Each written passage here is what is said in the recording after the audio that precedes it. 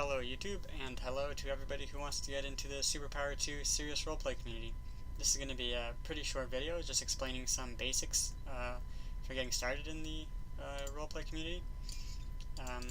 First, to get into these serious roleplay servers, there's a bit of a trick to it. You either have to visit the Steam forums for SuperPower 2 and find the server's name, the thread about it, and the password will usually be in that thread, or like in this example you see here, you just have to add somebody to Steam, play along, get the password from them, and then you can connect.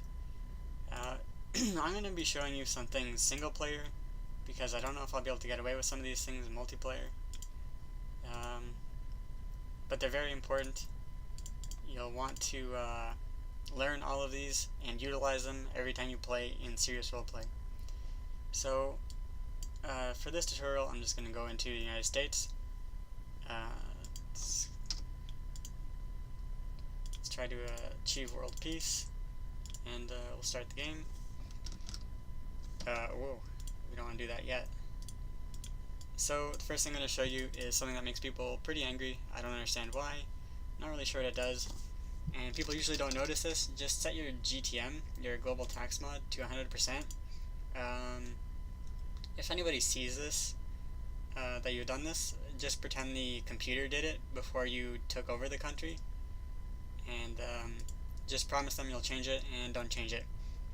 Already you can see we got a great budget here. We've got a huge balance, so we're well on our way to playing well, playing good. The second thing I want to show is treaties. Very important to roleplay. You'll want to make treaties pretty often. For example, we can go request a war with Pakistan. We'd modify this, remove ourselves, and we'd throw in India. And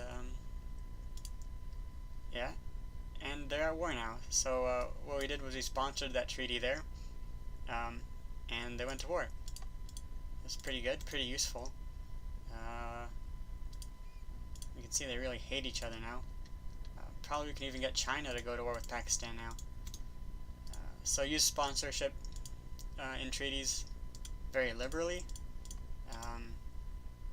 Nobody will catch you doing this if you do it to countries that already hate each other. It's very important. The wars stimulate roleplay.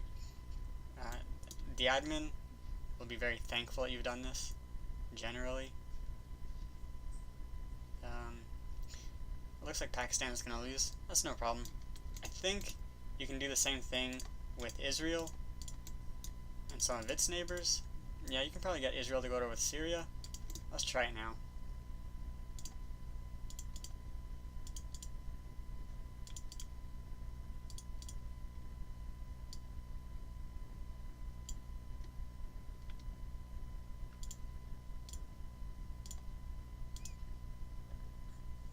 Unfortunately, Syria didn't want to go to war with Israel, but as tensions rise and relations sour, I'm sure you'll find lots of people in the world to encourage to go to war with each other. The next thing I want to show you is a pretty useful trick. It's sometimes hard to pull off, especially if you're a poorer country, but I think it's very useful. You'll want to go to build here. You want to build the maximum amount of infantry you can, and what you do is you just spam that button, and then you cancel your orders, right? And you'll see that 45,000 jumped to 91, or 45 million jumped to 91 million. So we actually created people out of thin air. We can do it again. So we had 91 million, and now we actually have 274 million, and we'll try 320 million. Try it one more time. So typically if you're a poorer country, and I think with certain mods this might not work well, you might actually go into economic failure. So now you can see we have 685 million personnel. And if you check, yeah, you'll see now that we actually have 1 billion people in the United States in 2001. So I think this this trick is actually pretty useful for becoming a global superpower pretty fast. Um, yeah, yeah, it's pretty useful. What can I say? Just make sure you use that one liberally. If you're a poorer country and you want to use this cheat, I mean this stratagem, I advise you to get a friend to play as a rich country like United States or China that have a lot of money to dump. Just get them to loan you some money. That way you won't go into economic failure. The only downside with this is people might notice your arms build up here in the ticker. Just pretend you don't know what they're talking about if they bring it up.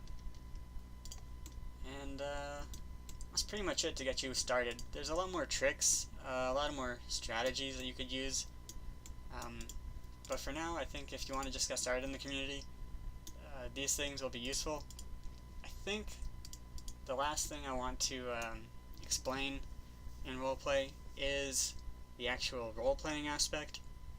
I find pretending that like UFOs have flown over your capital and then announcing that to the world is a pretty good role-play move. I think it stimulates conversation. You'll see a lot of people join in saying something like, oh yeah, UFO is spotted over the pyramids of Giza, or you know, a UFO was spotted in Beijing,